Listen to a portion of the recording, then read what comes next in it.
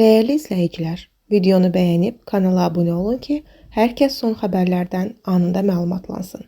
Bakıda ictimai nəqliyyat sisteminin modelləşdirilməsi istiqamətində növbəti mühüm addım kimi tramvay xəttinin yenidən bərpası məsələsi gündəmə gəlib.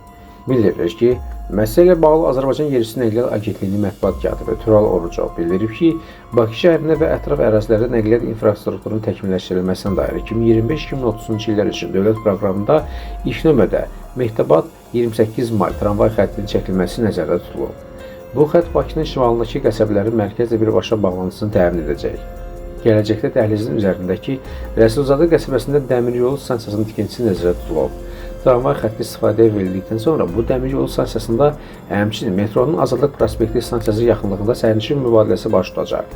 Yəni tramvay ilə gələn sərnişinlər səfərlərini dəmir yolu və ya metro ilə davam etdirə biləcəklər. Növbəti sərnişin mübadiləsi isə son dayanacaq kimi nəzərdə tutulan Bakı şəhərinin əsas nəqliyyat mübadilə mərkəzi olan 28 mayında baş tutacaq. Hesablamalara görə bu dəhliz istifadəyə verildikdən sonra həmin istiqamətdə təxminən 20 mindən çox avtomobil səfərinin azalacağı gözlənilir. Tramvayın bir çox üstünlükləri var. O, yüksək sərnişin daşıma qabiliyyətinə malikdir, ekoloji cəhətdən təmizdir, uzun ömürlüdür, istismar müddəti 50 ilə qədərdir və xüsusi yollarla hərəkət etdiyinə görə tıxaça düşmür. Bu da avtobus və trolleybuslarla müqayisədə daha rahat və sürətli hərəkət təmin edir. Tramvaylar vasitəsilə iri həcmli sərnişin axınlarının sürətli və rahat şəkildə mobilliyini təmin etmək mümkündür.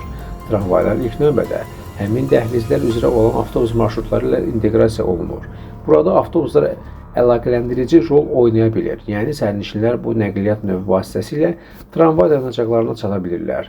Digər tərəfdən, əgər həmin dəhlizlər üzrə metro və ya dəmir yolu stansiyaları mövcuddursa, tramvaylar mütləq şəkildə həmin stansiyalara da inteqrasiya olunurlar. Bu zaman sərnişinlər səyahətlərini özlərinə uyğun və rahat nəqliyyat növləri ilə davam etdirə bilərlər. Dünya təcrübəsi göstərir ki, tramvay xəttləri keçən ərazilərdə infrastrukturun sürətli inkişafı baş verir. Dolayısıyla yeni iş yerləri açılır ki, bu da tramvayın daha bir üstünlüyüdür.